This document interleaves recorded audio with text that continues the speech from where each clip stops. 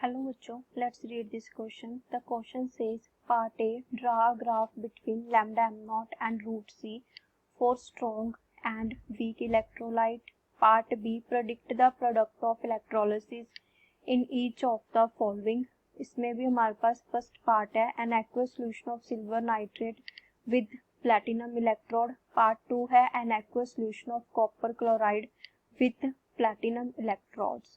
जो हमारा की कंसेप्ट है इस क्वेश्चन का वो क्या आ जाएगा, इलेक्ट्रोलाइट्स एंड इलेक्ट्रोलिसिस.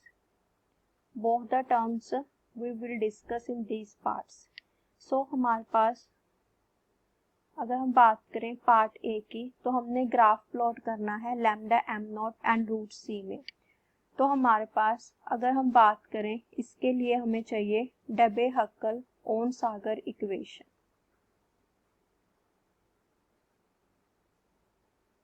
जो हमारी डेबे-हक्कल ओन-सागर इक्वेशन है वो क्या होती है, lambda m is equal to lambda m naught minus a root सी.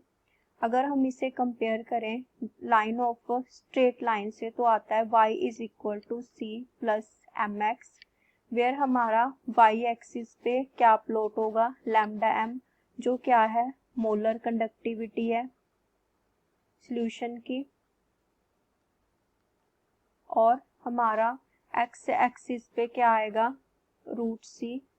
सी क्या हमारी कंसंट्रेशन है, और जो हमारी स्लोप है m वो क्या आ जाएगी माइनस ए, नेगेटिव आएगी, और a क्या है हमारा कांस्टेंट होता है फॉर द सॉल्यूशन, और हमारा जो c है इंटरसेप्ट वो क्या आएगा लैम्डा एम नॉट.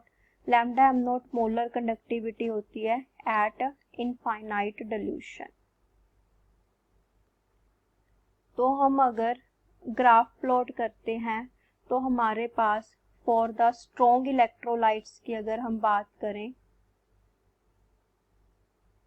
ये हमारा ग्राफ है for strong electrolytes. Strong electrolytes कौन से होते हैं, जो कंप्लीटली डिसोशिएट हो जाते हैं सॉल्यूशन में. तो एक्स एक्सिस पे हमारी क्या आएगी कंसंट्रेशन रूट सी आ गई, और वाई एक्सिस पे हमारी क्या आएगी लैम्डा एम मोलर कंडक्टिविटी. तो अगर हम बात करें स्ट्रॉन्ग इलेक्ट्रोलाइट्स की तो इनका जो ग्राफ बनता है वो होता है इस तरीके से.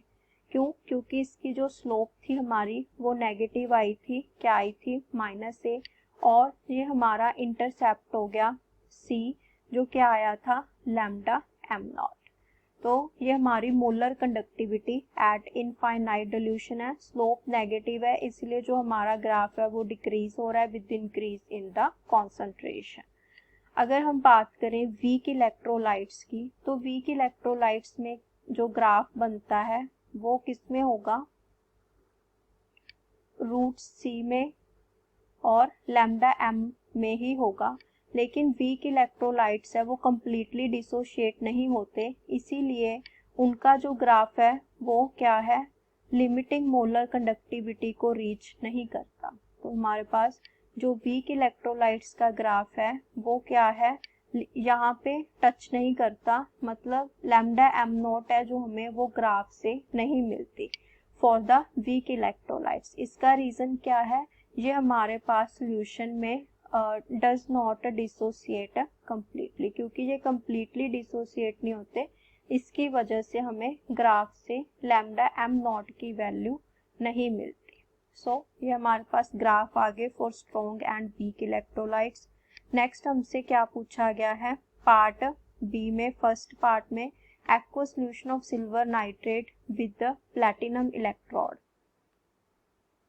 तो हमारे पास बी का फर्स्ट पार्ट है, इसमें क्या प्रेजेंट है, जो हमारा aqua solution of silver nitrate with platinum electrode. तो इसका मतलब सॉल्यूशन में हमारे पास सिल्वर नाइट्रेट प्रेजेंट है, इसके क्या आयंस बनेंगे सिल्वर प्लस हमारे पास NO3 नेगेटिव, और जो हमारा वाटर, क्योंकि एक्वा सॉल्यूशन की बात हो रही है तो ये हमारे पास डिसोशिएट होगा H पॉजिटिव और OH नेगेटिव में.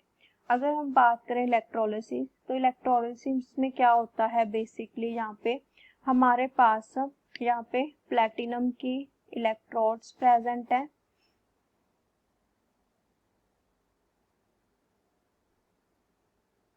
जो हमारे पास कनेक्टेड है यहाँ पे,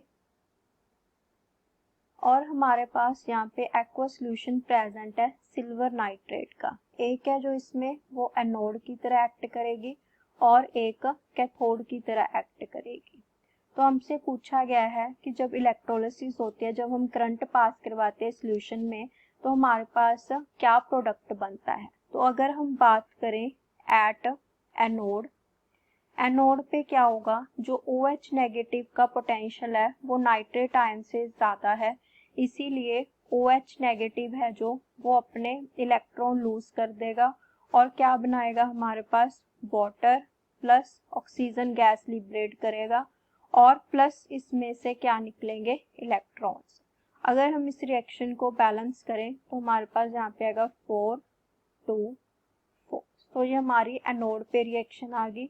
अगर हम बात करें कैथोड की, तो कैथोड पे क्या है, H पॉजिटिव और Ag पॉजिटिव में Ag का जो पोटेंशियल है वो ज़्यादा है, इसलिए सिल्वर मेटल इलेक्ट्रॉन गेन करके क्या बनाएगी, अपने आयन से किस में आ जाएगी, सॉलिड स्टेट में। और अगर हम इसे, क्योंकि हमने नेट रिएक्शन लिखना है, तो यहाँ पे 4 इलेक्ट्रॉन्स थे, तो इसे भी हम बैलेंस करने के लिए क्या करेंगे, 4 से मल्टीप्लाई कर देंगे। तो हमारी जो नेट रिएक्शन है, ओवरऑल रिएक्शन, वो क्या आ जाएगी, जो हमारी नेट रिएक्शन है वो आ जाएगी सिल्वर नाइट्रेट और क्या प्रेजेंट है सॉल्यूशन में, वाटर। ये हमारे पास क्या बनाता है, यहाँ पे देखो कैथोड पे क्या बन रहा है, सिल्वर, प्लस हमारे पास क्या बनता है, ऑक्सीजन, और प्लस हमारे पास क्या बनता है इसमें, निट्रिक एसिड। अगर हम इसे बैलेंस करें तो यहाँ पे हमारे पास आएगा 4 और यहाँ पे आएगा 2, यहाँ पे आएगा 4 और यहाँ पे आएगा 4।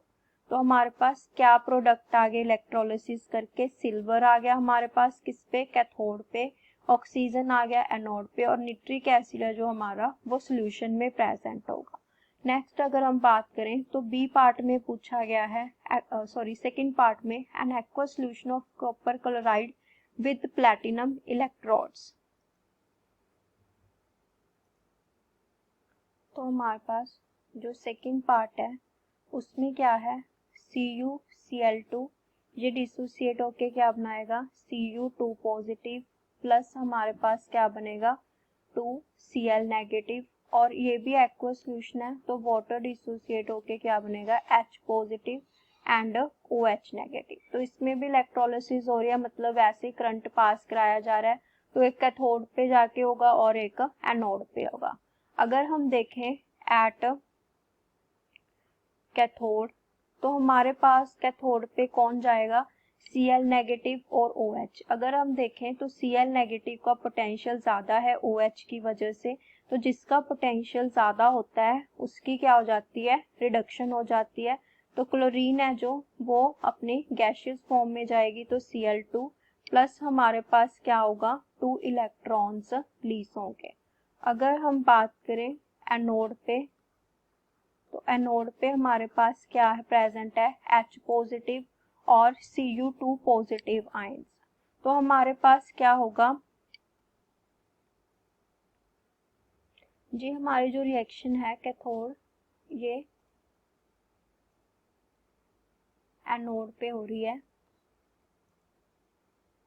तो हमारे पास यहाँ पे क्या आएगा, एट एनोड, क्योंकि एनोड पे क्या होती है, ऑक्सीडेशन, इलेक्ट्रॉन लूज करता है, और ये हमारी कैथोड पे होगी। कैथोड पे Cu2 पॉजिटिव और H पॉजिटिव में से क्या होगा, जो Cu2 पॉजिटिव है उसका पोटेंशियल ज़्यादा होने की वजह से ये क्या करेगा, 2 इलेक्ट्रॉन गेन करके क्या बनाएगा, कॉपर मेटल। सो हमारे पास जो नेट रिएक्शन है वो क्या आ गई,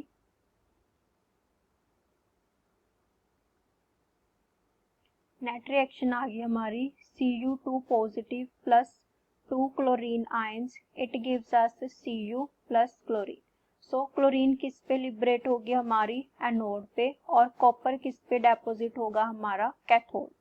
So these are the products for the electrolysis of CuCl2. Hope you understand. Best of luck.